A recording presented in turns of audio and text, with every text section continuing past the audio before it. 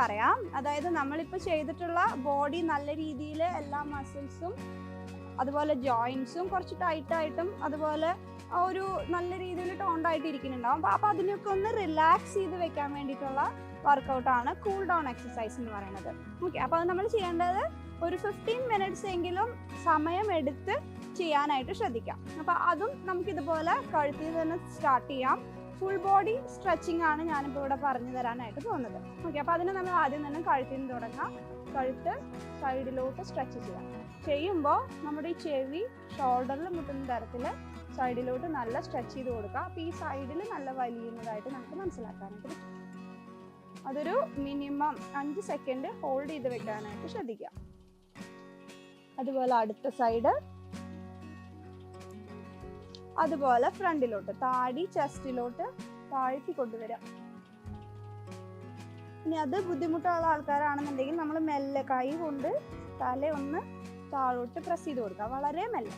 അതുപോലെ നാക്ക് മേലോട്ട് നമ്മുടെ പല്ലിന്റെ ഭാഗത്തേക്ക് മുട്ടിച്ച് വെക്കുക. എന്നിട്ട് മെല്ലെ ബാക്കിലോട്ട് വളയാം.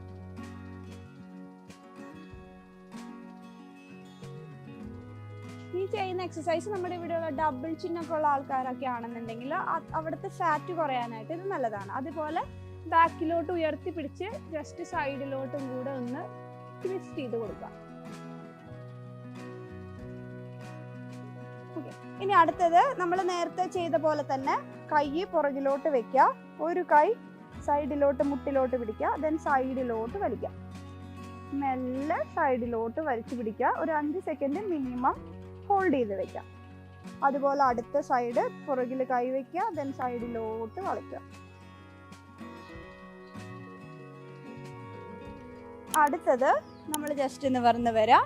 കൈ നിവർത്തി പിടിക്കുക, കൈയിൻ്റെ മുട്ടിൻ്റെ ഭാഗത്ത് അമർത്തി പിടിക്കുക, ദെൻ നെഞ്ചിലോട്ട് കൈ വലിച്ചടുപ്പിക്കുക.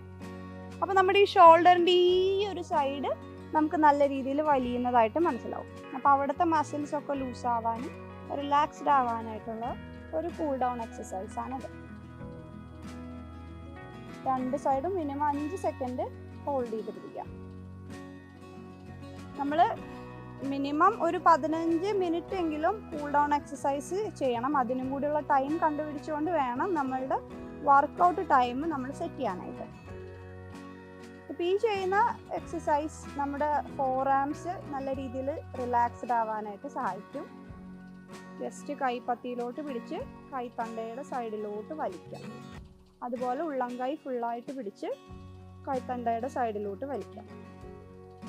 അതുപോലെ കൈ രണ്ടും ക്രോസ് ചെയ്ത് വെക്കുക. നേരെ ഫ്രണ്ടിലോട്ട് മാക്സിമം വലിക്കുക. അപ്പോൾ നമ്മുടെ ഈ ഷോൾഡറിൻ്റെ ഈ സൈഡൊക്കെ നല്ല രീതിയിൽ വലിയും.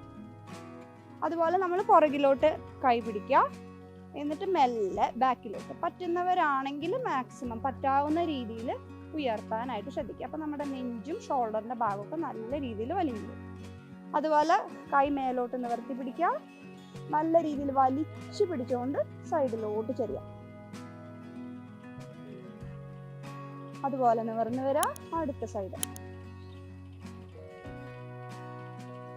നിവർന്ന് വരാം. കാല് രണ്ടും ചേർത്ത് വെക്കുക. ദേഹം ബാലൻസ് ചെയ്തതിന് ശേഷം മെല്ലെ കാൽവിരലിൽ വന്ന് തൊടാം. ഹോൾഡ് ചെയ്ത് പിടിക്കാം. അപ്പോൾ നമുക്ക് നല്ല രീതിയിൽ ഫ്ലെക്സിബിലിറ്റിയും അതുപോലെ നമ്മുടെ ദേഹത്തെ ഏതെങ്കിലും മസിൽസ് എവിടെയെങ്കിലുമൊക്കെ വേദനയും കാര്യങ്ങളൊക്കെ ഉണ്ടെന്നുണ്ടെങ്കിൽ അതൊക്കെ കുറയാനായിട്ട് ഇത്തരത്തിലുള്ള കൂൾ ഡൗൺ എക്സസൈസുകൾ, അതായത് സ്ട്രെച്ചിങ് ചെയ്യുന്നത് നല്ലതായിരിക്കും. ഇത് നല്ല രീതിയിൽ മുട്ടുമ്പ പിടിച്ച് നേരെ നെഞ്ചിലോട്ട് നല്ല രീതിയിൽ വലിച്ചടിപ്പിക്കാം. ഇതൊക്കെ ചെയ്യുമ്പോൾ നമ്മൾ വീഴാതിരിക്കാനായിട്ട് പ്രത്യേകം ശ്രദ്ധിക്കുക. പിടിച്ച് എവിടെയെങ്കിലും ചെയ്യണമെന്നുണ്ടെങ്കിൽ എവിടെയെങ്കിലും പിടിച്ച് ചെയ്യുക. അടുത്ത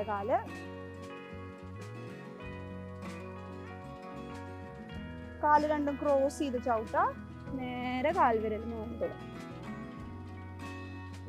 അതുപോലെ ഓപ്പോസിറ്റ് ക്രോസ് ചെയ്യുക. നേരെ കാൽവിരൽ മുകളിൽ തൊടുക. ഓക്കെ, അതിനുശേഷം നമ്മൾ സ്ട്രെച്ചിങ് ചെയ്യുന്നു. അപ്പോൾ ഇത്രയായിരുന്നു നമ്മുടെ വർക്കൗട്ട്.